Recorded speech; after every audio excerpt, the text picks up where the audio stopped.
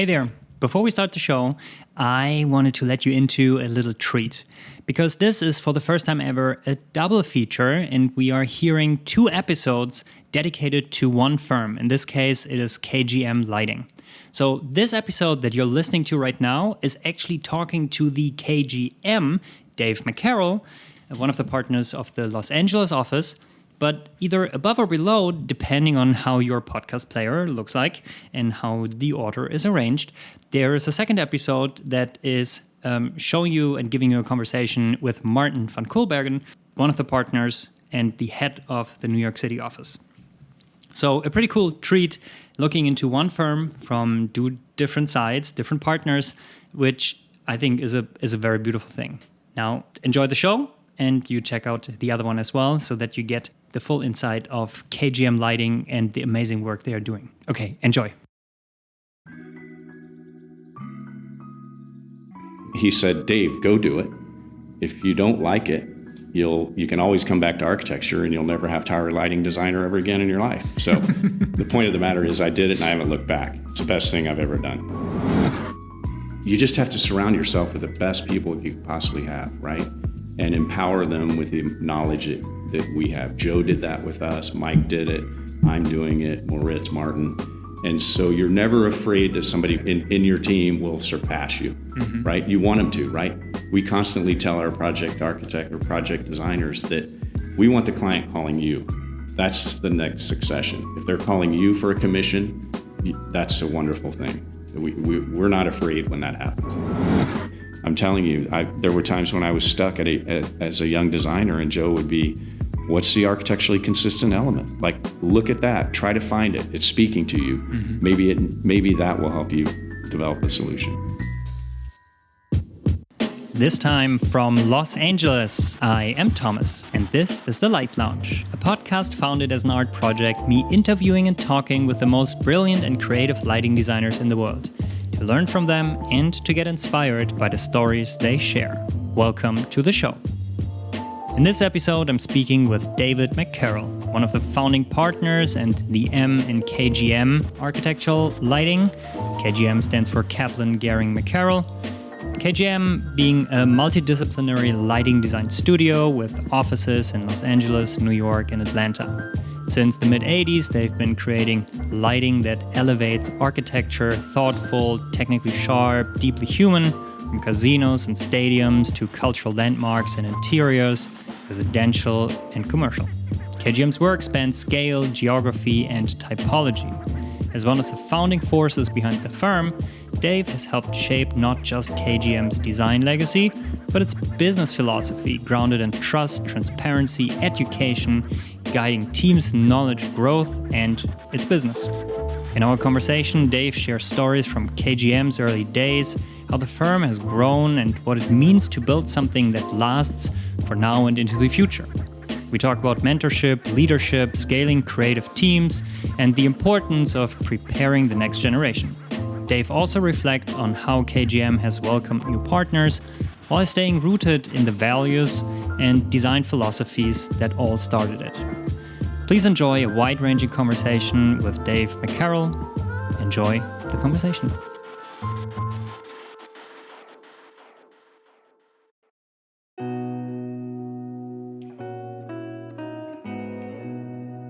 Getting into lighting design was, a risk. And I like to say it was a calculated winging it moment.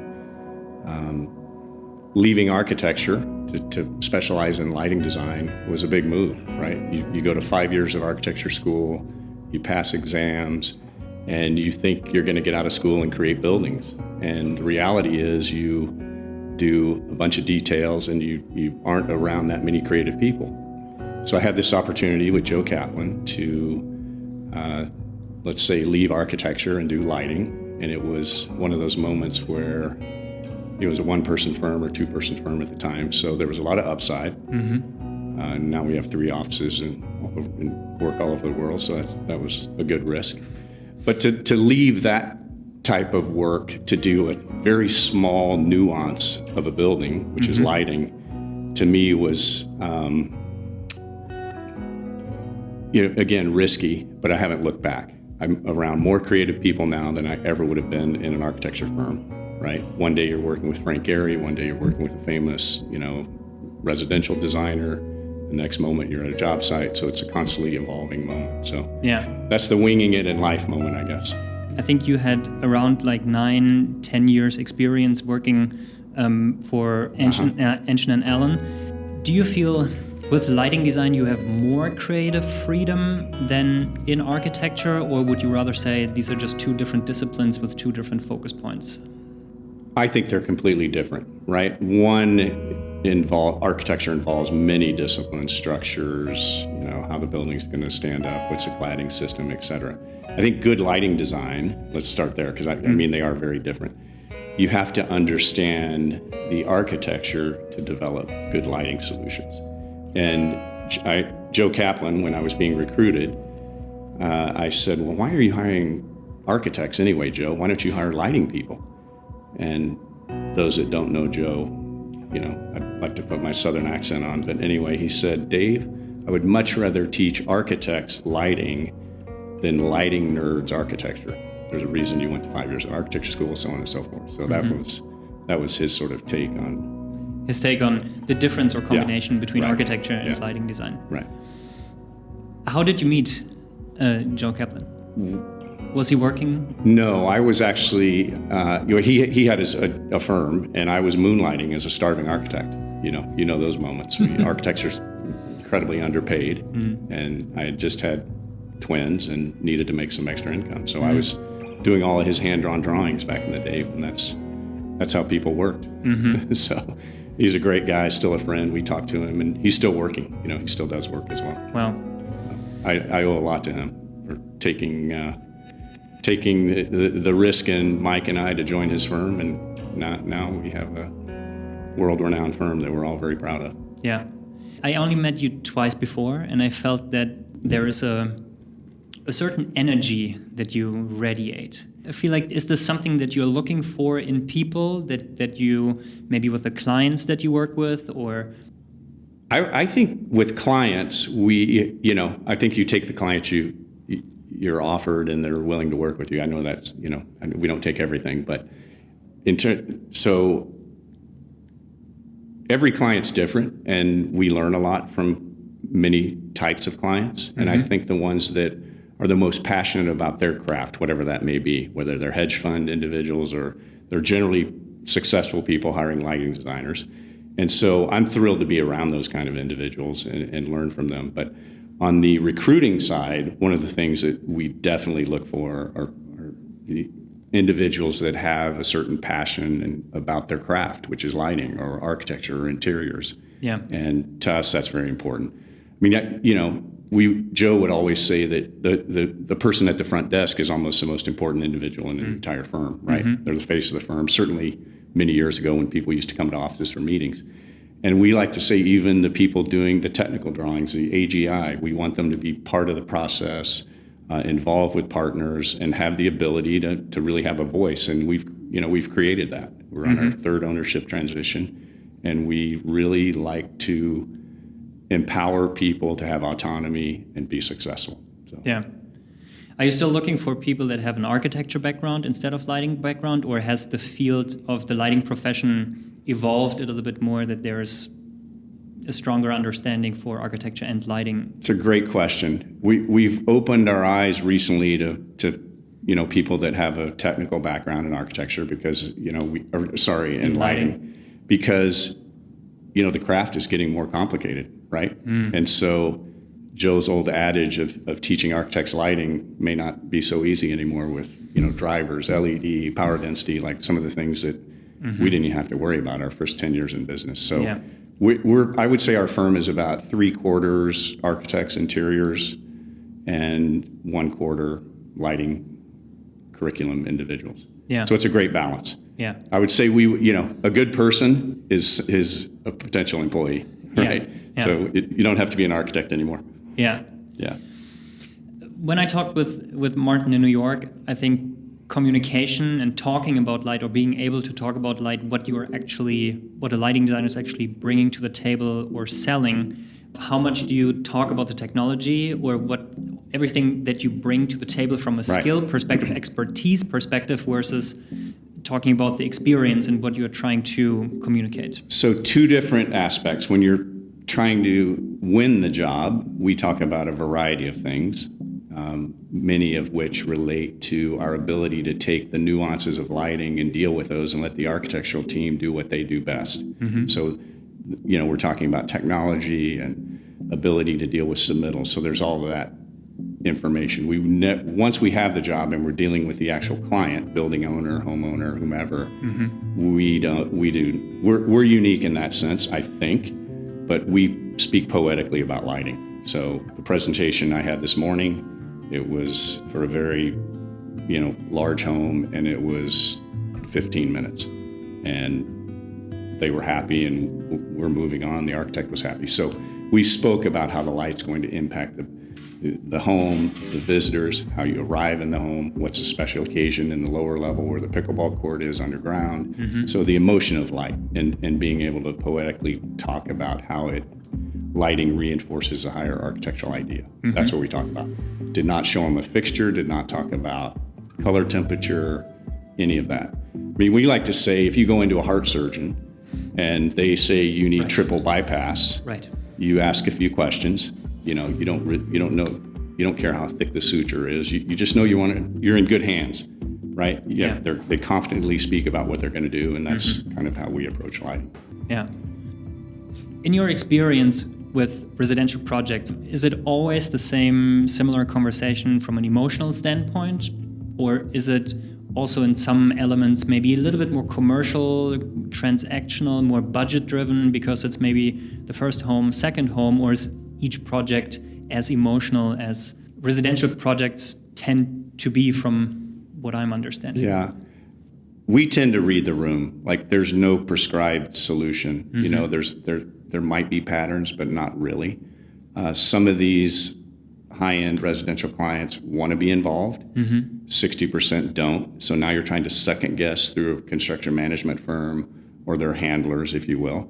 So it's very challenging in a weird kind of way. But I think, Joe taught us very well how to understand the room. Some people care about price, some don't. We design the same way regardless, because we don't really specify the most expensive fixture just because it's the most expensive fixture. We find the tools that work for the particular project and utilize those. So I think we're fiscally responsible just inherently in our ethos of how we were brought up 25, 30 years ago with Joe. I mean, we had T8 lamps, we had PAR lamps, we had various things, so we had to be very creative with commodity tools. So we sort of approach that the same way today. So it's rare our projects are over budget.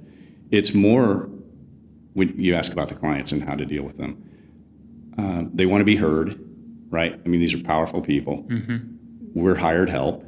Let's just cut to the chase, right?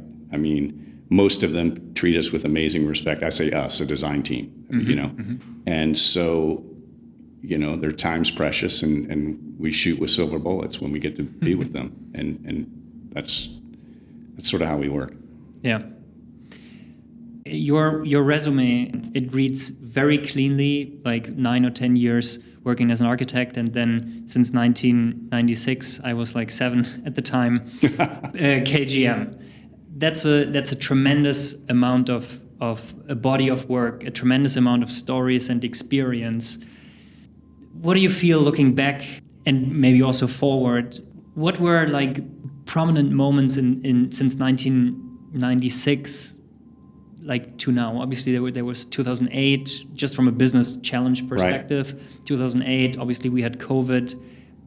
You still have a very, very beautiful office space here that I think you have had for many years now. Right. So there's nothing better than having partners, right? I mean, there's a lot of sole practitioners with a breadth of work the same as ours. I think Martin, myself, Mike, and Joe, and now the new regime are very lucky to have had the ability to bounce around ideas and deal with difficult times like you defined. At our level, we were spending a lot of time growing the firm, developing relationships, buying our building, the financial things that happen during recessions. So we spent a lot of, not that we weren't designing, but we have we have a deep bench here. So one of our methods is that we empower people to make decisions. So when Joe and Mike and I and Martin at times were dealing with collecting $2 million that was owed to us and how to buy a building and how to do a lease in New York, we had a team here that could facilitate our work. So I'm proud that we've set up a very deep, skilled group of staff members, team members, I like to call them. So when you started sort of working with Joe Kaplan at the beginning, was it an employer-employee relationship, or was there a very early on understanding that you would become partners at some point? Yeah, it was a handshake deal. Joe had, as both Mike and I were moonlighting with Joe, doing a project in Japan, Canal City with the Jury Partnership, and we probably did 40 other projects with those guys. Wow. So that was our stepping stone. John Jurdy was a dear friend of Joe's. Yes, I knew I would have ownership. I probably would not have left Anshin and Allen without some sort of potential ownership. So it was in the cards when I left, yeah. And it's funny, my dad's an architect, and when I called him to ask him about this, my two bouncing twins in their little bouncy seats, it was 26 years ago because their birthday's soon. I explained what I wanted to do, and his greatest advice, he said, Dave, go do it. If you don't like it, you can always come back to architecture and you'll never have to hire a lighting designer ever again in your life. So the point of the matter is I did it and I haven't looked back. It's the best thing I've ever done. Like, you talk about being around creative people, as I mentioned earlier in this discussion, that we see the best of the best. We in general, I mean, lighting designers get to collaborate. If a project has a lighting designer, it's generally a pretty decent project with a good firm and a reasonable budget. So yeah, we see famous, well-known, renowned architects and love working with them. Yeah. Personally, I'm thinking, and you mentioned this, you like being surrounded or learned from entrepreneurs, from business owners, to be learned from people who are taking risks, either if they fail or if they succeed. People usually regret more, or maybe only regret things they haven't done versus what they have done. Because if you do something, you have done it, right, you got a data point, and you can move on from it. And it feels like that you took that moment going from architecture to lighting design, and obviously it has played out very, very successfully. It was, I don't know, not a question, but me just pondering on that moment, because you seem so firm in it that you don't regret going from architecture to lighting design, like no single bit. I can really feel how strongly how it makes you really, really, really happy. It's funny you asked that. My college roommate, Tom Kerwin, who worked at SOM for many years, super proud of him, youngest partner at SOM, and now has a firm in Chicago, BKL. And he sort of asked me that question many years ago. We were on an interesting trajectory. I was doing, trying to grow KGM, or we were, and he was growing his firm. And one time I was in Chicago and he said, do you really miss doing buildings? Because my last project was the Salk Institute in La Jolla with, Jack McAllister, super beautiful, Lucan building, all that good stuff. So the young project architect on that job was me, and I learned a lot from a lot of people.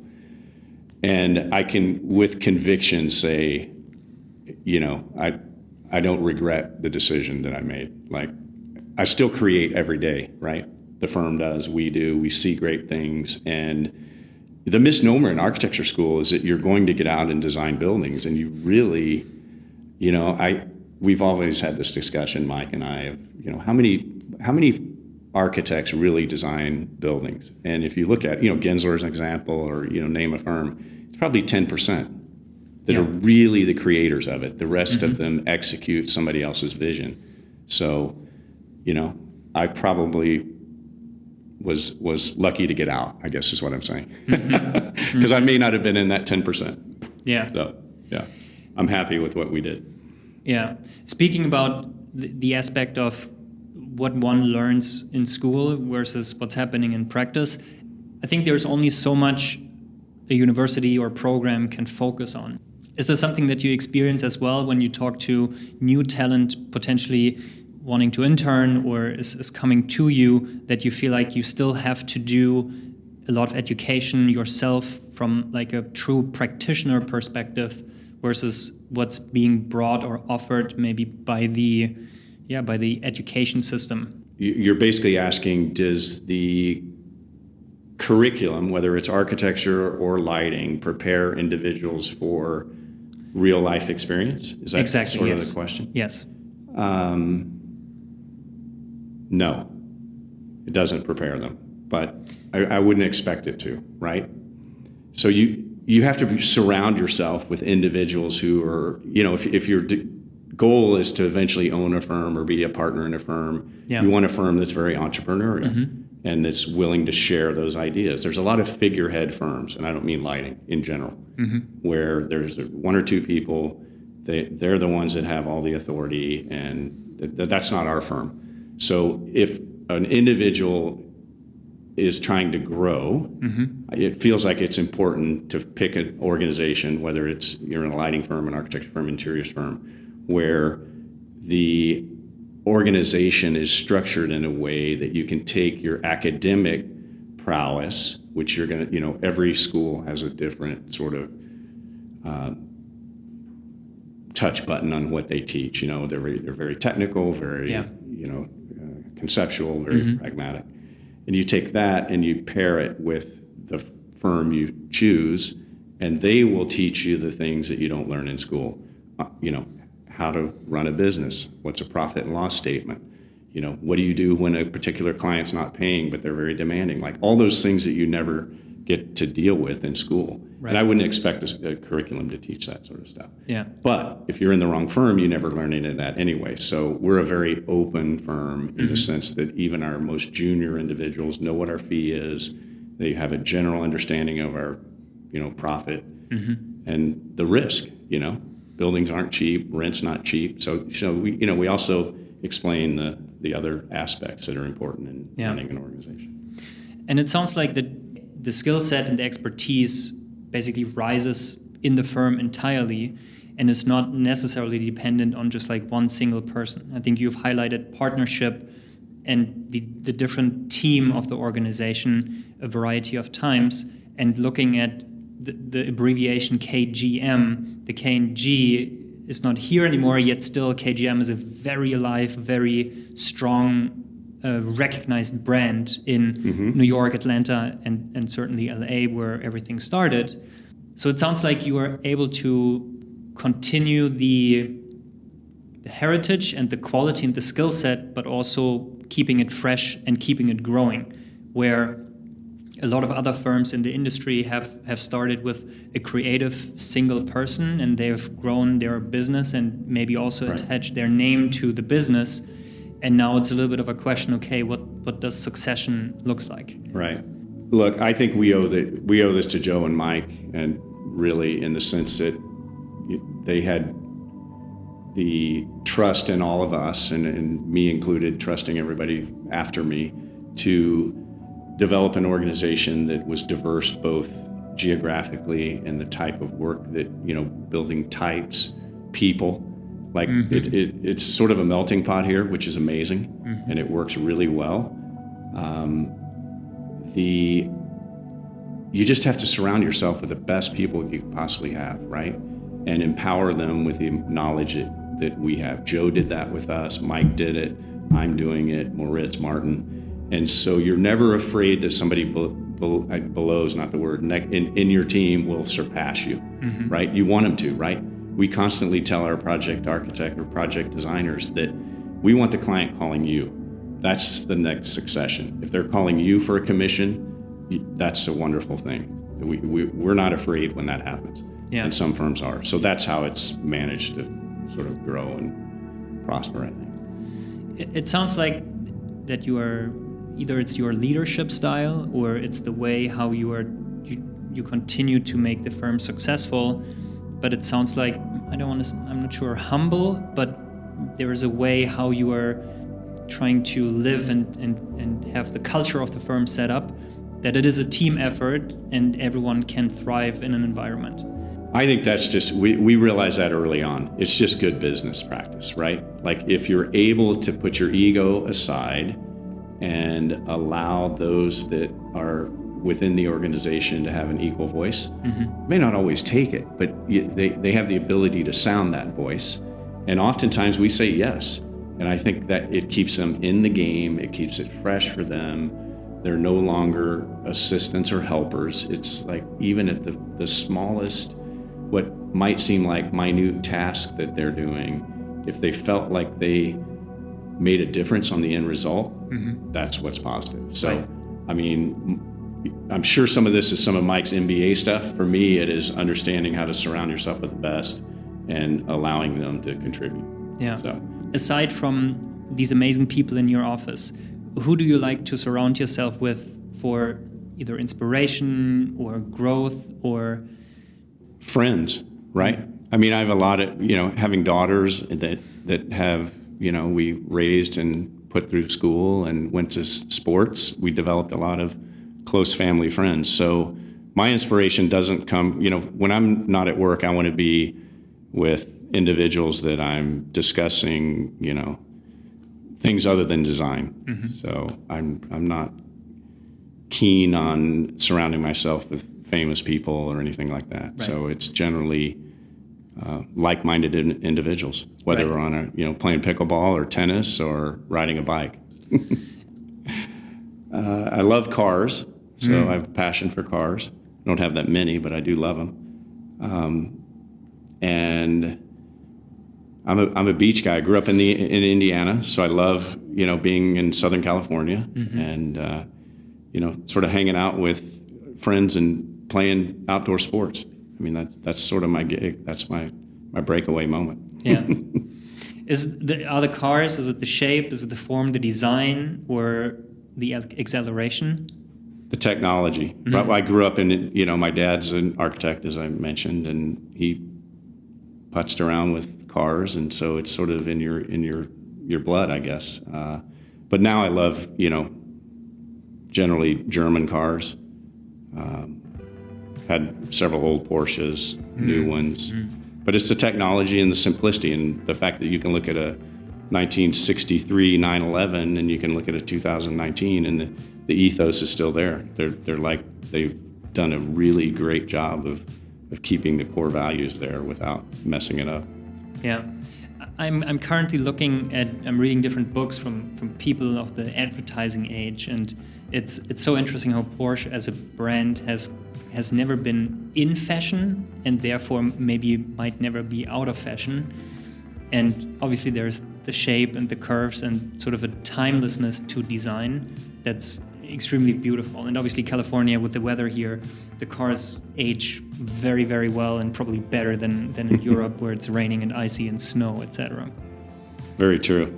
There's, I don't know if you know the brand Singer, which is basically, so they take a 1984, I think, a Porsche and turn it into basically a modern day race car. So those are pretty amazing. And as you noted, remain quite beautiful, but yet technically beyond.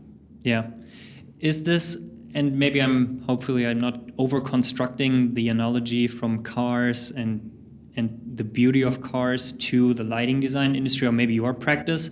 I think Porsche at some point was not necessarily looking for volume, and they were just trying to make the product better, but not necessarily growing and selling more cars, but just like making the product better. And you mentioned a little bit earlier that you're also, and I don't want to put words in your mouth, you correct me, that you sometimes say no to certain projects because of maybe different reasons, but are you trying to just enhance the design and have maybe work with people that you trust, and you will have a good project flow and it will just be a better project overall? Or is growth in that sense also not mutually exclusive to the quality of design, so to speak? Well, let's not mistaken us for Porsche or Rolex in the sense that we're, selective in what they produce or what we take on as projects. Of course. The project, what I was referring to is over time we've learned that, and it generally gets down to clients, not typologies. So like we're doing a pickleball facility. We've done a car wash. So the type of project doesn't have to be prestigious. It's if the fit's right and the ownership's right, we will do it if we think we can contribute and add value. The ones we typically say no to are clients who have taken us down a path, haven't paid, offer to do this next project, and hopefully we'll make up on the fees we didn't get on the previous one. Those are the ones we typically say no to. Yeah. I know it's maybe a little bit jump back to the car piece. What I find, and I have absolutely no idea what technical understanding of cars, but I still have a fascination for the quality and the experience, and maybe me being German, whenever I don't have a car, I live in New York, I have a subway card. Right. But whenever I go to New York, I usually rent a Mercedes that I feel comfortable renting, and I think the experience created is just the way of acceleration. Obviously, one can get this through inline skating or running or sports as well, but I think it's something so beautiful, like the holistic experience, how you experience the steering, or how you experience the acceleration, and how going from A to B as like a progression in space is, I think, something extremely unique to car, which is like a protective space in itself. And yes, a lot of people can say that it is, I don't know, luxury, it might not be needed, but maybe also very similar to design. You can make a kitchen bright and you can drive a Honda, or you can have an experience and you have a beautiful layered light of space where it's an experience. You don't have any glare. Right. Everything is considered, and I feel like that's with certain products or cars very, very similar, where I feel like harmony in a way. Yeah, it's funny. I was at a restaurant not too long ago, and with people not in this industry, and the first thing they always ask, "Hey, did you guys work on this?" And sometimes it's yes, sometimes it's no, or "Oh my gosh, I can tell nobody, they didn't have a lighting designer." So it's this ability, I think, to have something that transforms itself in a way that is sophisticated, elegant. You know it, but it's not overtly in your face, right? And that's the choice, like you said, that people make in what type of car they drive or don't drive. But lighting design, I think, in a way, is that luxury opportunity that some folks don't have, that allows you to take that environment that you were describing and make it special. Do you have a specific recipe for how you design spaces, or is it always very unique to what the client needs, what the client is asking for, a strong exploration process at the beginning?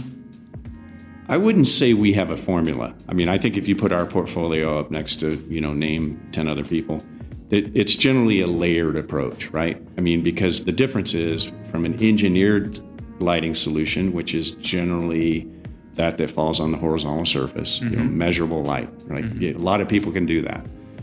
Most lighting design firms, I think, understand the importance of where the light falls, what surfaces does it fall on, what's the glare factor, how can you conceal light so that you're getting the illusion of light from other fixtures. So no special recipe, a keen understanding of the space, right? That's first and foremost. You can't design it unless you understand it. So we really, as I mentioned earlier, we look to develop solutions that reinforce the higher architectural idea. And I know that sounds cliche, but I'm telling you, there were times when I was stuck as a young designer, and Joe would be, what's the architecturally consistent element? Like, look at that, try to find it. It's speaking to you. Maybe that will help you develop a solution. So that's how we approach it today. And then some clients will be very straightforward. Like, we want this simple, it's budget driven, and we do that as well. And we do it very, with as much passion, because sometimes those are actually the more challenging projects, to make something amazingly special with limited funds and often limited architectural moves, as an example. So those are to me equally as exciting, challenging and exciting. Yeah. with I don't know, technology progressing and having become much more complicated, from an incandescent lamp and a dimmer as an example, halogen, very simple, you knew what to expect and what to get, and the quality of light was always consistent. Now with LEDs, how do you look over this progression? Is this something good? Is it something challenging? Is it enabling you more to do things that never were possible before? You know, at first it was challenging. I think that the industry has come so far in the ability to understand LED, control it, understand how to dissipate heat, so that the fear factor associated with that, I think, is behind us. It has given us much more interesting tools to work with, right? The ability to take luminous panels, create color changing, do lighting in very small profiles that, we used to need 4 to 8 to 6 inches, and now we've got, beautiful linear curvable LED that's 3/4 by 3/4. So it feels like that technology, although initially was very frightening, now is an advantage in at least the way we approach it. Another lighting designer mentioned to me that there is also, just as a thought piece, of that we've decoupled the warmth aspect of incandescent lamps and halogen, and LEDs don't radiate warmth anymore, at least to the front, is something very integral to a human experience. Either the sun, the fireplace. And I don't have a question to this. I just thought it very interesting that with a lot of advantages, like there's no perfect light source. Right. And I think there are just like pros and cons. And yeah, I don't have a question, but I thought that was really interesting from an aspect. It's funny. When LED first came out, every client, we don't like that blue light, and so then warm dim came out, right? And everybody we gravitated to that for a little bit. And the uncertainty that with warm dim is that, like, you've got a warm dim downlight. What's its dimming curve relative to the LED concealed light? The LED concealed, because it's in a small shelf, will be dimmed at only 10% intensity. Downlight will be at 60. Therefore, there's this amazing color shift. Ironically, that was all going on back when we had MR16s and little festoon lamps, but no one really studied it or recognized it. So we, as of late, have shied away from some of the warm dim technology in certainly linear sources, but the general first layer of ambient light oftentimes we'll at least discuss with our clients if that should be warm dim. Yeah. I think that the whole issue of color temperature is incredibly important, don't get me wrong, but it's like everything. It becomes a buzz for a while. The technology, it gets to a point where people are happy. And I'm using a lot of project types here. I'm not just hospitality. And no one ever questioned color when we had incandescent lamps, right? It's just like you designed it, that's what you had. And so LEDs, I think, on its way to get to the certain familiarity within the masses that I think it'll be less talk about color temperature or the warmth of light, if you will, because it's just inherent. It's what you get. 3000 as an example, if that's what you happen to specify. Yeah. I might be fishing here, and you can say, no, it's over. You've mentioned your dad a couple of times. Yeah. Over the years since you joined KGM, are there any advice that has changed? Has he stayed with you on the journey all the way until now?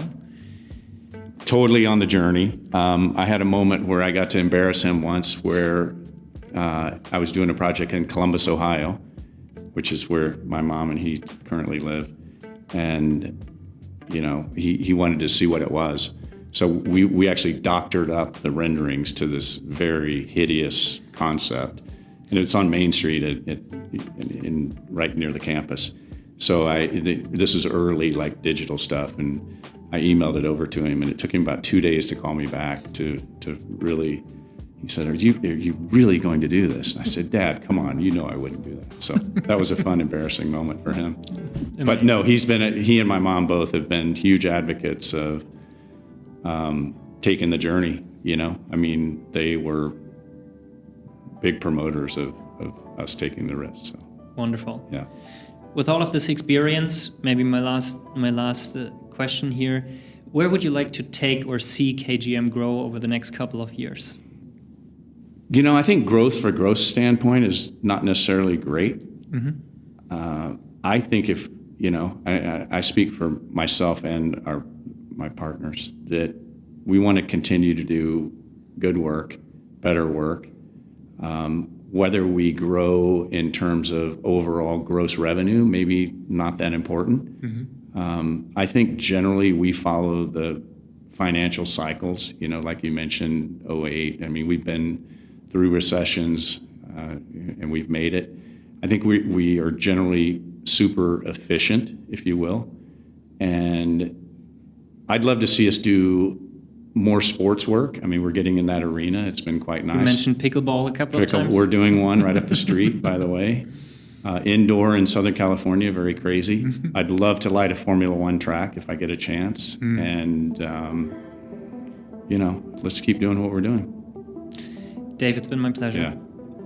Well, I would like to, in closing, I'd love to thank all of our contributors that have either current employees at KGM, Joe, Mike, everyone, our clients. I mean, we're very blessed to have amazing clients, manufacturers, reps. Like, we don't do what we do without the help of many, many individuals, and it doesn't go unnoticed. So we're very lucky that they've allowed us to create 3 wonderful offices and a bunch of great people and a breadth of work. So I'm very happy. Thank you so much, everyone. Thanks. Thank you. Dear listeners, thank you for tuning in to this episode featuring Dave McCarroll from KGM Lighting. If you'd like to learn more, please visit kgmlighting.com, kgmlighting.com.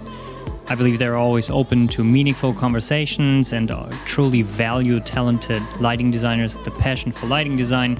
So please feel free to reach out and say thank you or just say hi if there was anything that you appreciated in this conversation today.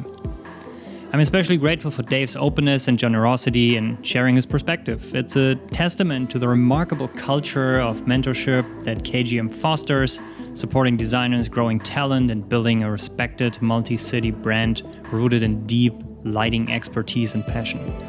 If you have notes, comments, or thoughts, please feel free to reach out on LinkedIn or Instagram. And if you think this episode could inspire or bring value to another fellow lighting designer, it would mean the world to me if you would help spread the word.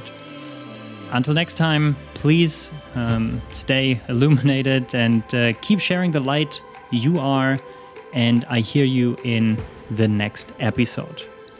Again, that was Thomas with another episode from the Light Lounge, this time from Los Angeles at KGM's office. Thank you and enjoy.